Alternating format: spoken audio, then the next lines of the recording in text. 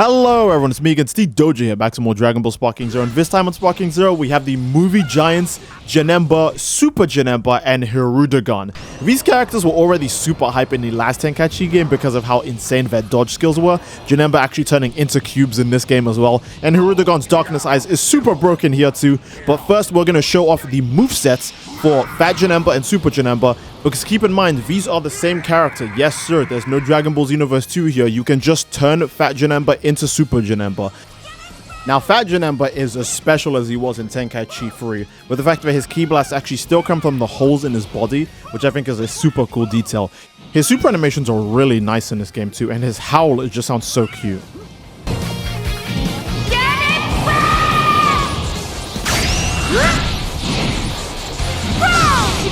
I feel like Janemba is way cuter in this game. I don't know, he just looks like such a baby in this game. Even Rapid Cannon, he looks so cute while he does it, and I'm glad to say Rapid Cannon is not as awkward as it was to use in Tenkaichi 3, which is a godsend. But another move that got a massive touch-up was Illusion Smash, his unique ultimate attack.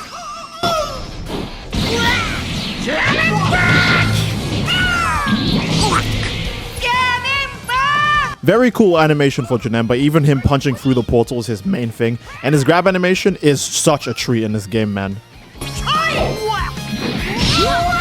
Oh, so glad to see that they did not change that all from Tenkaichi 3, and here is Super Janemba.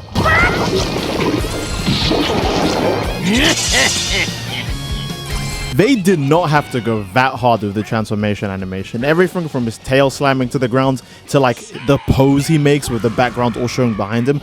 That stuff is just insanely cool, man. Another insanely cool thing about Janemba is that thankfully the good animations did not stop with just him being Fat Janemba. They continue all the way to Super Janemba with his teleportation mechanic carrying through into Sparking Zero and not even being detrimented with its visual effects like it was in Xenoverse 2. Everything about Janemba in this game stays pretty, but it's still as flashy and as useful as every other character's options here.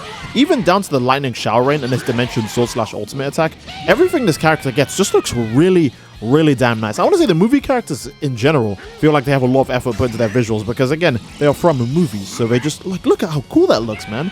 They are from movies, so they just get really special treatment. Honestly, it kind of makes Devious Broly look a little bit worse by comparison now, but they did make him early in development, so let's hope that in the full game he gets an update. What doesn't need an update though is Dimension Sword /. This attack looks so damn good.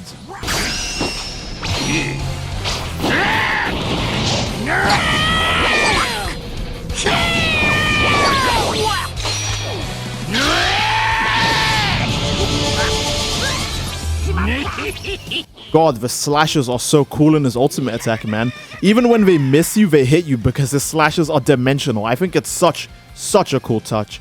And moving on from that, we are going straight to the section featuring Hirudegarn. Hirudegarn looks as nasty OP as he was in Tenkaichi 3 with his super fast fireballs. Keep in mind his charged fireball is unblockable, but his super attacks actually have gone through quite a difference.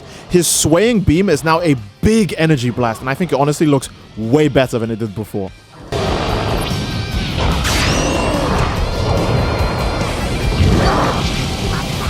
Oh my god, the dark and red beam is just super pretty, but on top of that, his super explosive wave might be more OP than the Tenkaichi 3 one, because it is ginormous in this game.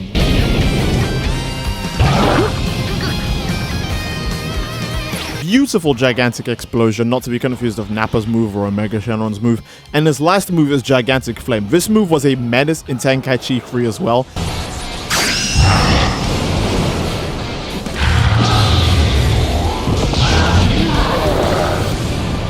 Now, it does miss in this first clip, but you can see how much damage it does to the terrain. Oh my god, that looks like Ultimate Tenkaichi damage with the way he left a giant cavern there. This time, though, we actually do get to see the move connect. However, we do not get to see how much damage this would have done because the clip actually does end soon after he fires it. So maybe if you can make out the numbers here, feel free, but it's really hard to tell when the damage stops. And now we're moving on to actual fights with Super Janemba and a bunch of other movie villains, as well as just common enemies like, you know, Frieza Soldier and Babidi, fighting off against Metacooler, who also has a team of movie villains and common enemies alike. Now, this is one of the better fights we get to see in Sparking Zero, because we get to see how Finger Blitz Barrage type of moves would work. And they look like they've suffered the same fate as Energy Volley moves, where they're just terrible. So maybe in the full game they'll become better, or maybe their low-key is the reason why they aren't so great. Who knows? But seeing Janemba actually do his teleports and stuff mid-fight, it's just, oh my god, his charge key blast is so cool. He just spawns the sword right away and just goes for it. But seeing him do his teleport animations mid-fight, which allow him to turn into cubes, is just so damn cool, man. How could you ever hate that? Anyone who says they don't like Janemba's teleport animation, I don't trust. But what I don't trust more is energy volley attacks. Because why? How come it works this time? Look at this!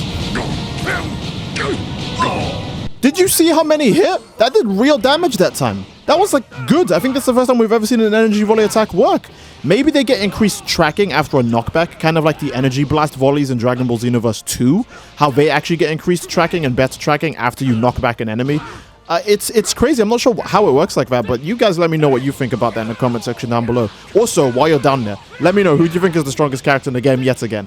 I'm still tied between Base Jiren and Whis, because they're both nasty. Whis has the permanent auto dodge that has no downsides, and Base Jiren is just crazy looking. So you guys let me know again, who do you think is the strongest? And now it's actually Tapion versus full power Jiren.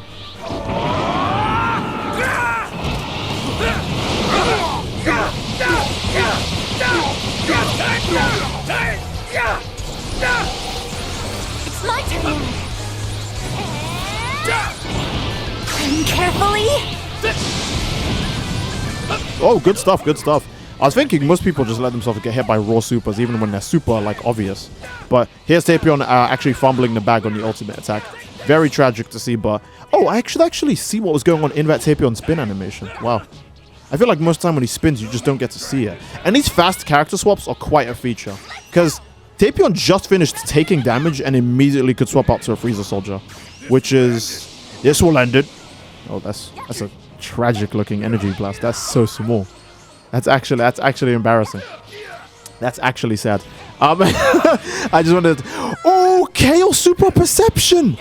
That's so funny because she like doesn't even want to fight you. She kind of just holds her arm out weakly. Okay, that's really, really cool. That's really, really cool. Frieza Soldier is the one person who she could do that to. Everyone else would just go, excuse me, what are you doing? But yeah, Frieza Soldier, honestly, over here with pretty bad key management. I do want to say again, because I didn't say this at the beginning of the video, if you want to see all of these full fights, whether it's these or the training sessions, again, link will be in the description. For now, though, I'm going to let the rest of this fight play out since Jiren is not coming back, so I do hope you guys enjoy.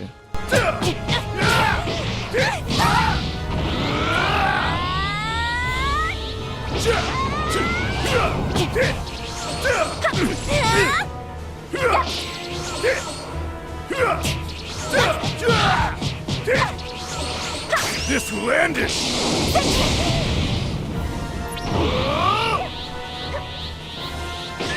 This will end it!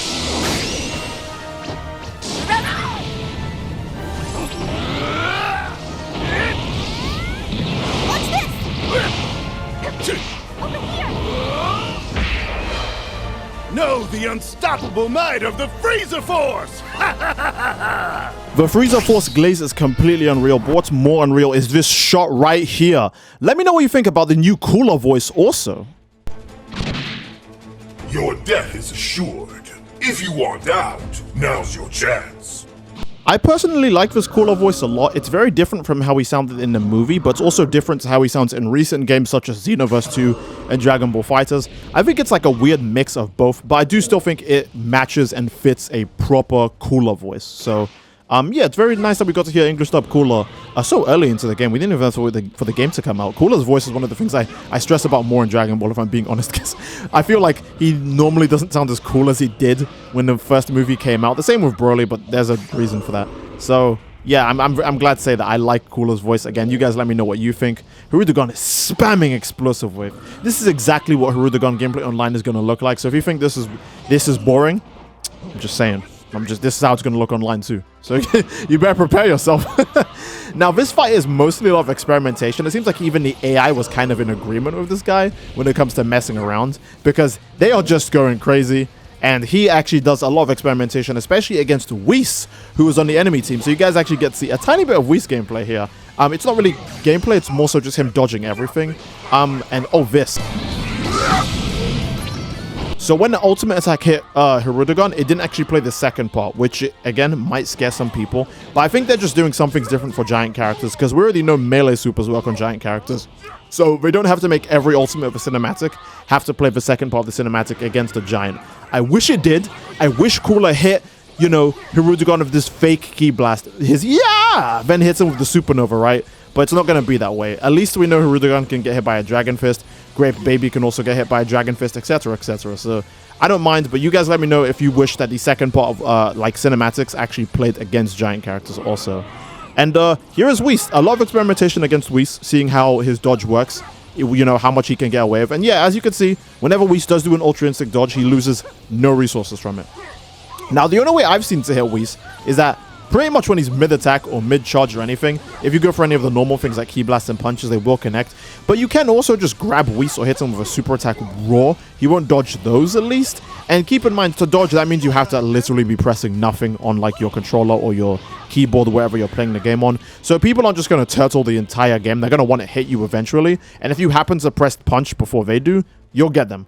But for the most part, grab Whis. We already know in Sparking Zero you can combo from a grab, so there's all to benefit from just grabbing Ultra Instinct players like just right away. So you actually see a lot in this gameplay. Whis does try to attack first, then he happens to just beat out Whis in a clash or like in a punch. Right there he got hit by a Ki Blast because he tried to press a button. You have to literally be not moving for Ultra Instinct to occur, so I feel like trying to spam Ultra Instinct an entire match isn't gonna be as cheap as some people think it might be. But we'll have to just wait and see, because again, the game isn't out. Maybe you can exploit it much crazier when you're the one who's actually playing as Whis. For now, though, I'm going to stick to base Jiren, because I don't think even Whis can dodge what he's throwing out. He's throwing out way too many punches. Oh, another thing. I'm pretty sure Whis or Ultra Instinct Goku, they can't dodge giant character punches. I think every single giant character punch just breaks their dodge like right away. Like, they just can't do it. So that's a cool feature. If you have giants on your team or you're thinking of putting giants on, their punches cannot be avoided. So another benefit to always putting one giant on the team. For me, it's going to probably be Grape Baby because he's OP. So you guys let me know what you think again about all this synergy and all these different team matchups and all this gameplay differences. But that is a solid place to end the video for me. Again, full link in the description to the channels down below, so check them out. And that'll be it. I do hope you guys enjoyed, and if you enjoyed, then again, please leave a like on the video. Don't forget to subscribe, to greatly support the channel, and leave a comment down below as to what you'd like to see next, fellas. Love you all. Hope you enjoyed, and I will see you all next time. Take care and peace.